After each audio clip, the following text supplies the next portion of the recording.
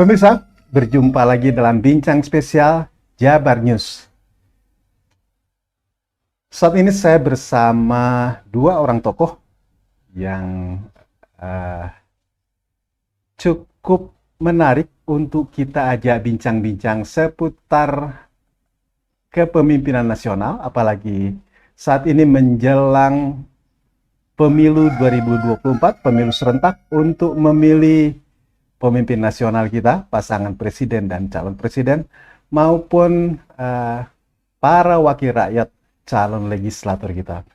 Bersama saya ada Ustadz Edi Hafidudin. Edi Wahyudin. Ustadz Edi Wahyudin, pemimpin pengasuh pesantren Tarbiyatun Nisa di Bogor. Dan satu lagi tokoh kita, ada Bang Kaban, Ustadz yang dikenal juga seorang politisi.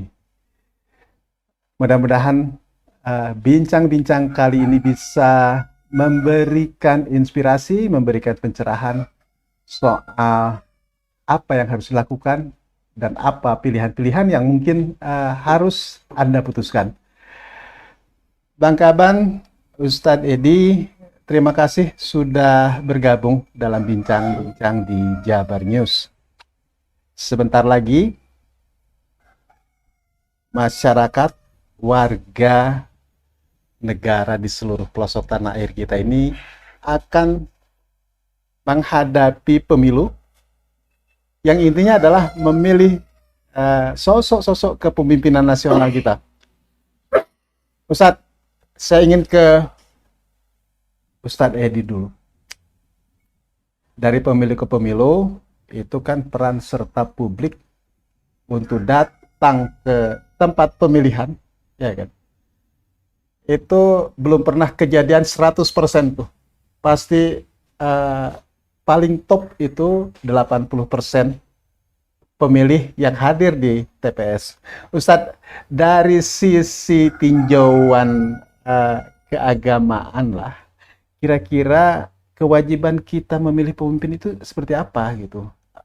Boleh nggak kita nggak mau tahu lah siapapun, sama aja itu, nggak usah milih kita. Nah, menurut Ustadz seperti apa kira-kira? Assalamualaikum warahmatullahi wabarakatuh. Waalaikumsalam. Kalau kita melihat bahwasanya memilih pemimpin itu dalam Islam itu adalah hukumnya wajib. Karena pemimpin itu menentukan. Ada pemimpin masyarakat kecil, yaitu seorang suami yang disebut dengan Ar-Rijalu Qawwamuna 'alan Nisa. Juga ada pemimpin masyarakat, ya apakah itu tingkat RT, RW, desa, kecamatan, kabupaten, bahkan kepemimpinan tingkat nasional. Ya.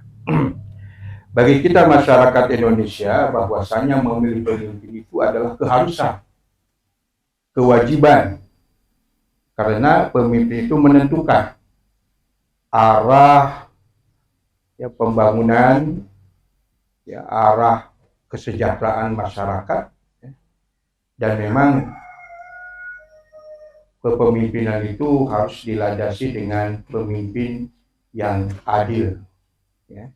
Bahkan di dalam keterangan, salah satu bekal yang harus menjadi pemimpin adalah balik, dewasa dari segi umur, dewasa dari segi pemikiran, dewasa dari segi untuk memajukan suatu bangsa. Ya, dalam perspektif agama, wajib hukumnya ya? Wajib hukum. Kalau wajib berdosa dong kalau nggak ikut. Sebab kalau tidak memilih, bagi kita umat Islam, ya nanti suara kita akan dimanfaatkan oleh orang lain. Wajibnya itu apakah kita memilih, yang kita pilih adalah yang minimal. Ya, kalau antara menang dan kalah itu, ya soal lain ya. Yang penting kan kita memilih dan kita berusaha memilih seseorang yang kita yakini mampu ya memimpin bangsa ini. kriterianya apa Ustadz? Tadi kan Ustadz sebut balik. Ya, Balik itu dewasa, baik dewasa seperti sepanjang apa yang disampaikan oleh Nabi kita Muhammad SAW, bahwasanya pemimpin itu harus memiliki 4 karakter. Satu, patona, cerdas. harus cerdas ya. Ya, kedua, amanah. Amanah. Ya, amanah itu artinya menjalankan apa yang sudah diperintahkan ya kepada seorang pemimpin, ya, menjaga, mungkin kalau di Indonesia itu menjaga kedaulatan ya negara, kemudian juga membawa masyarakat lebih maju, bukan makin mundur, ya. Yang ketiga adalah tabligh, ya.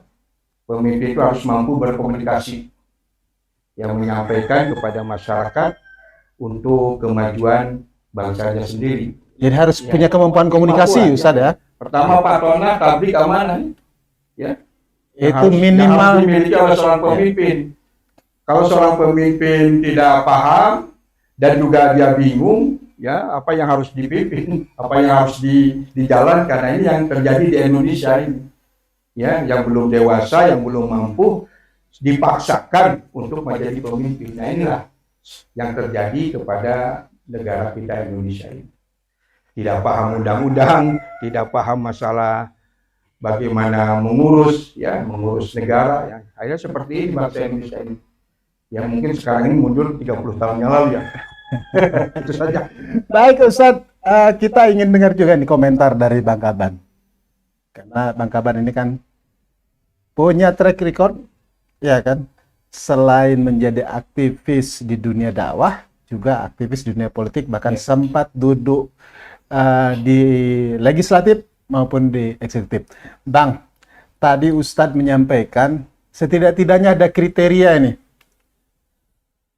Patonah, amanah, tabligh. Sidik, Sidik, ya kan? Jujur. Ditambah lagi syarat awalnya tadi menyampaikan harus dewasa dulu, balik. Baik secara emosional, intelektual, maupun secara fisik ya Ustadz. Ya. Nah, kita kan dihadapkan pada banyak pilihan nih. Umat Islam dihadapkan pada banyak pilihan calon-calon pemimpin, baik pemimpin di legislatif maupun di eksekutif. Komentar Abang apa nih? Iya, begini, Bung Adi. Jadi, Pak Ustadz, sekarang ini saya ini ya masih Ustadz sih. Masih Ustadz, tapi saya ikut dalam partai politik nih, Ustadz. Ya. Saya ikut partai politik, sekarang saya bergabung di Partai Umat. Ya. Partai Umat itu dia ada ada ideologinya. Ya. Ideologinya adalah lawan kezaliman, tegakkan keadilan. Saya kira itu adalah ideologi dari perjuangan Partai Umat. Dalam konteks pemimpin ya, yang akan sedang terjadi, saya ingin memberikan catatan. Pemimpin itu dia harus dewasa. Ya, dewasa. Nah, tentu ukuran dewasa ini juga bisa kita ambil petik dari beberapa sudut pandang.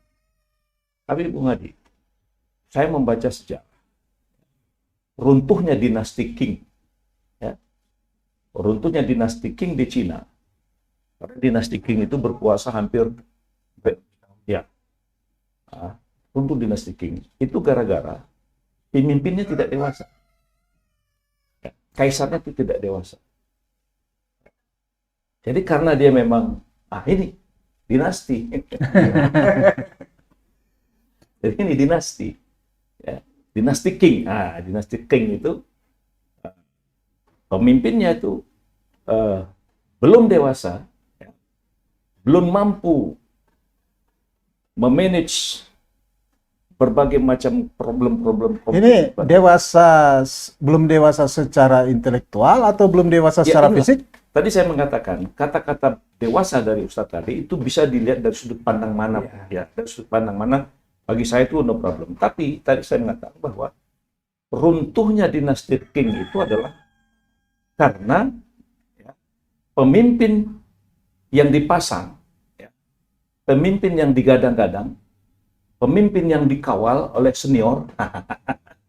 Jadi ada seniornya, ada senior yang membimbing dia, ya, ada yang membimbing dia, belum dewasa. Akhirnya dinasti Qing runtuh dan kemudian Cina terjajah. Nah, pertanyaannya apakah ini tidak bisa berulang di negeri kita ini? Ya. Akibat pemimpin yang tidak dewasa, ya, kemudian dari dinasti pula, ya kan? Nah, apakah ini Republik akan runtuh? Nah, apakah ini tidak mengundang keruntuhan? Satu. Yang kedua, Bung Adi, sejarah juga dalam sejarah Islam. Sejarah Islam juga, ini tadi kan saya ambil contoh King ya. Nah, Cordoba itu ratusan tahun sudah membangun peradaban. Tapi ketika pemimpinnya juga tidak dewasa, ya, tidak dewasa dia dalam mengatasi masalah yang sedang dihadapi, akhirnya Cordoba runtuh. Ya. Cordoba runtuh, kemudian terusir. Nah, apakah kita sebagai sebuah bangsa yang sudah mengatakan bahwa kemerdekaan itu berkat rahmat Allah yang Maha Kuasa? Jadi, negara ini merdeka berkat rahmat Allah yang Maha Kuasa. Dan negara itu kita katakan berdasarkan kepada ketuhanan yang Maha Esa. Nah, lalu kita memilih pemimpin-pemimpin atau mempersiapkan pemimpin yang tidak dewasa, yang barangkali awam memahami persoalan-persoalan bangsa. Jadi bisa membuat bangsa kita ini menjadi terjajah kembali dan menjadi bangsa yang runtuh. Nah, jadi kata-kata bahwa lawan kezaliman itu maknanya adalah bahwa setiap satu proses apapun yang dibangun di negeri ini yang tidak berdasarkan hukum secara benar, jadi tidak melaksanakan hukum secara benar, itu adalah kezaliman, Bung Adi. Maka itu harus dilawan. Jadi kita melawan ini bukan subversif, ya, bukan subversif. Kita melawan ini sesuai dengan amanat undang-undang. Karena kita membangun negara ini kan atas dasar kesepakatan. Demokrasi adalah kita jadikan sebagai pintu gerbang, ya, agar semua pihak, semua kelompok ikut berpartisipasi dalam membangun negara.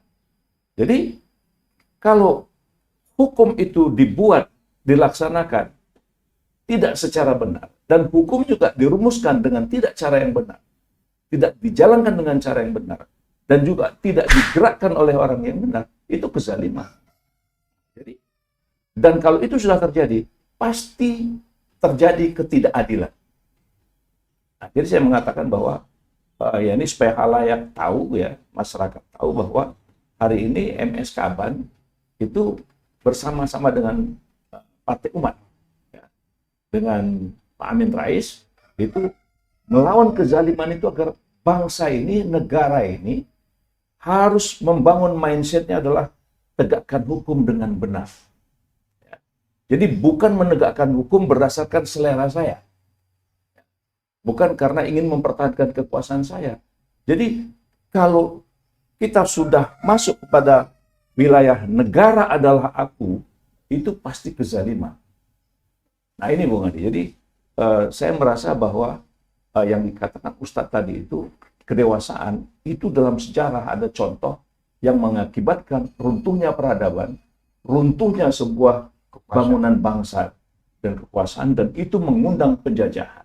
Nah, sudah tentu kita sudah menolak bahwa amanat konstitusi kita bahwa penjajahan harus dihapuskan dari permukaan bumi, maka di Nusantara ini, di Indonesia ini, jangan ada nuansa-nuansa penjajahan terhadap bangsa sendiri. Begitu Bung Adi. Jadi saya melihatnya dari sudut itu. Gitu. Jadi siapa pemimpin ke depan, ya kalau tentu saya berharap masyarakat pilihlah partainya Bang Kaban, gitu kan? Pilihlah Partai Umat. Jadi semua orang yang merasa punya keyakinan berketuhanan, dia adalah umat. Nah, gitu Mari.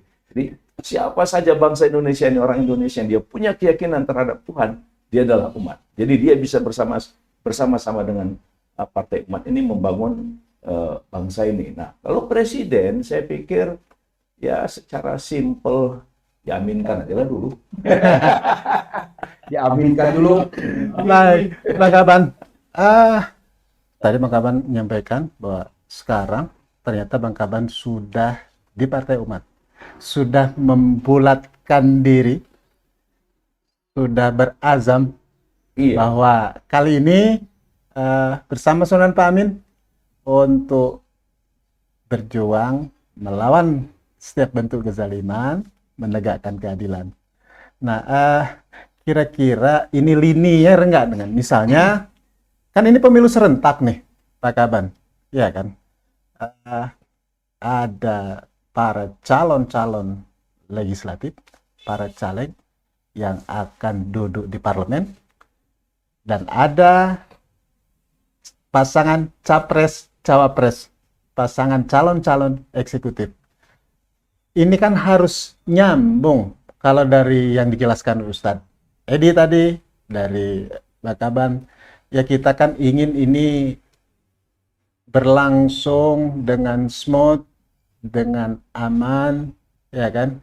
Karena itu munculnya 3 pasangan ini tadi Pak Kaban menyampaikan diaminkan sajalah dulu yang ada 3 ini. Nah, Pak Kaban, ini kan harus linear. Tentu masyarakat, misalnya, ini sekedar contoh saja, soal partainya, untuk calegnya mana aja, yang penting pasangan presidennya, gitu. Pandangan Pak Kaban seperti apa? Kan bisa saja ini,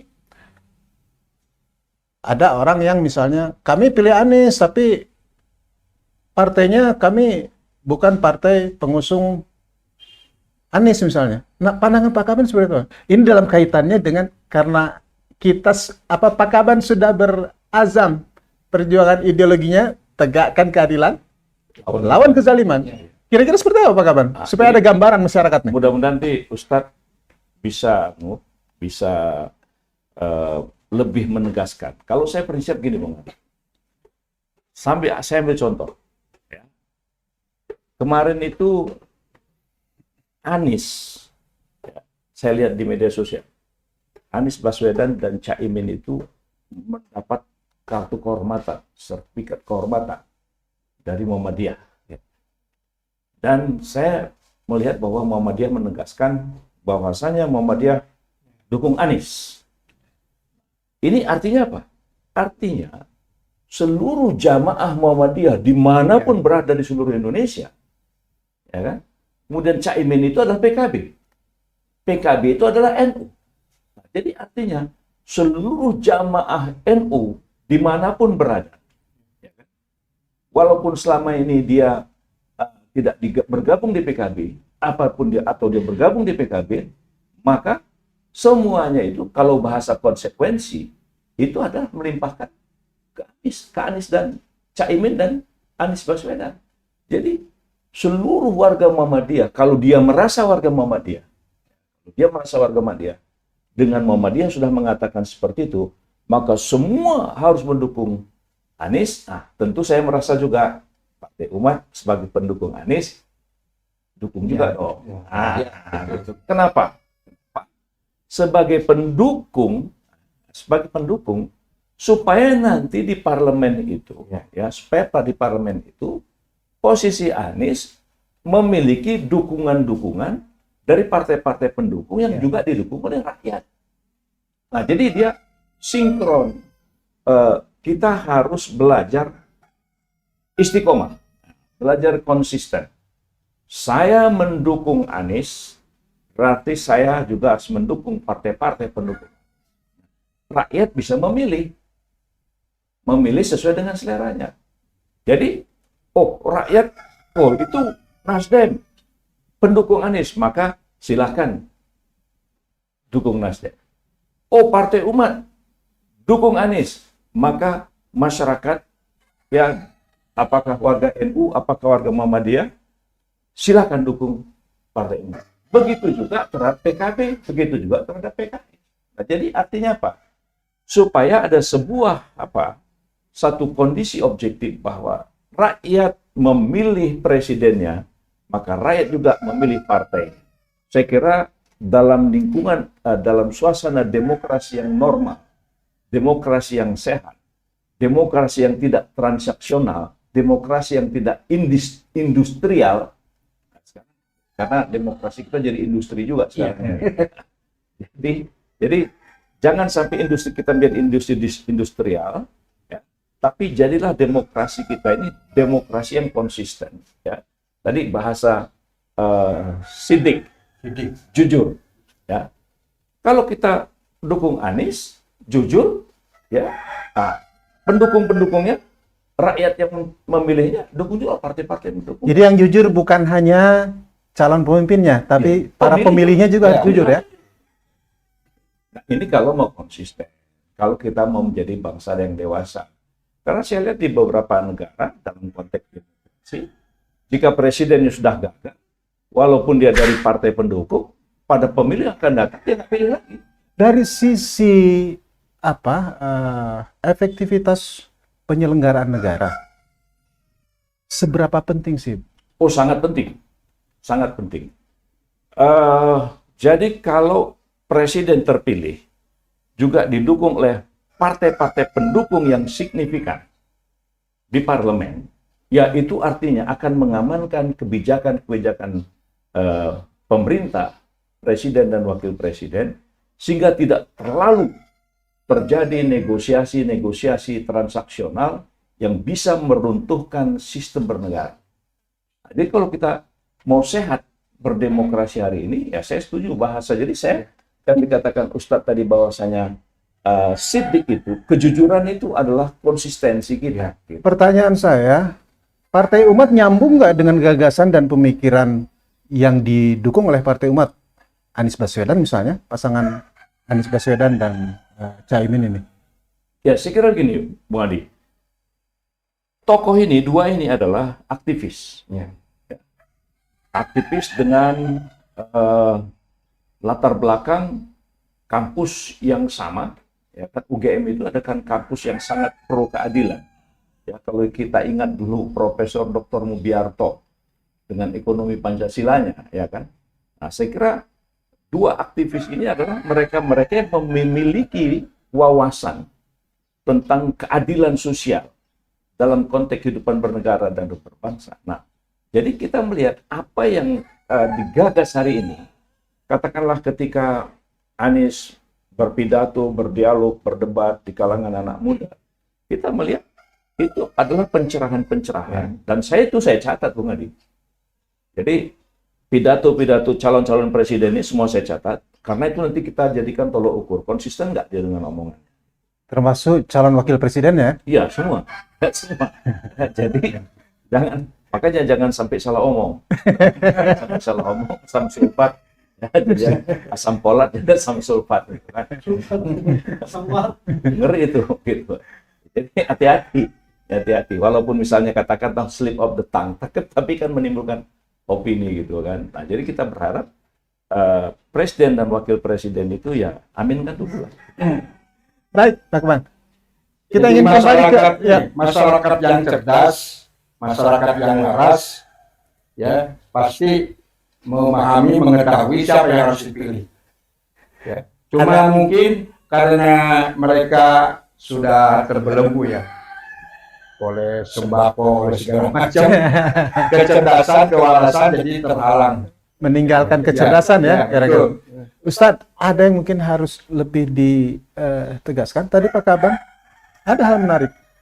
Ternyata kriteria yang disampaikan Ustadz untuk para calon pemimpin itu juga harus dimiliki oleh para calon pemilihnya. Iya, betul. Yang harus amanah, fatonah, tablek, sidik, itu ternyata bukan hanya para Iya. calon pemimpin ya, tapi para pemilihnya juga. Iya. Kira-kira kalau katakanlah apa yang bisa Ustadz himbau, karena kan kita selalu menuntut para pemimpinnya, sebenarnya pemilihnya enggak juga gitu. Karena bisa disampaikan ke masyarakat kita. Satu, memilih pemimpin adalah wajib, ya, dan juga masyarakat sudah mengetahui di antara tiga pasangan ini siapa yang paling yang paling mendekati, ya, yang paling mendekati kepada sifat-sifat Rasul, ya. Yang satu adalah namanya Patona, Sidik, Tablik, Amanah. Tinggal memilih. Ya mungkin kalau menurut saya diaminkan saja gitu. Baik. Pak Kaban, ada hal lain yang ingin disampaikan ke umat Ya, sebagai jadi- pemilih terbesar? Jadi kepada seluruh masyarakat, seluruh kalangan Muslim, ini adalah momentum penting. Jadi kalau kita sudah berazam untuk memilih pemimpin, maka kita harus istiqomah dengan sikap itu, dan kemudian kita berdoa kepada Allah, dan bila perlu baca kunut nazilah Ya. agar supaya niat-niat jelek penyelenggaraan pemilu untuk berbuat macam-macam, ya kita doa kunut nazilah agar hati mereka tetap lurus, Ya. hati mereka tetap terjaga, sehingga terpilih pemimpin yang betul-betul dipilih sesuai dengan pilihan mereka, dan tidak ada kontaminasi kecenderungan yang dikatakan curang itu gitu. Karena pemimpin hasil kecurangan tidak akan pernah mendatangkan kebaikan Keberkahan. untuk bangsa. Nah, itu bahasa saya, Pak. Baik, Ustaz Dedi dan Kaban, terima kasih sudah memberikan pencerahan dalam bincang-bincang di Jabar News. Pemirsa, nantikan diskusi-diskusi menarik lainnya hanya di Jabar News. Media mencerahkan umat, media mencerahkan masyarakat kita. Billahi taufiq wal hidayah. Wassalamualaikum warahmatullahi wabarakatuh. Waalaikumsalam. Terus.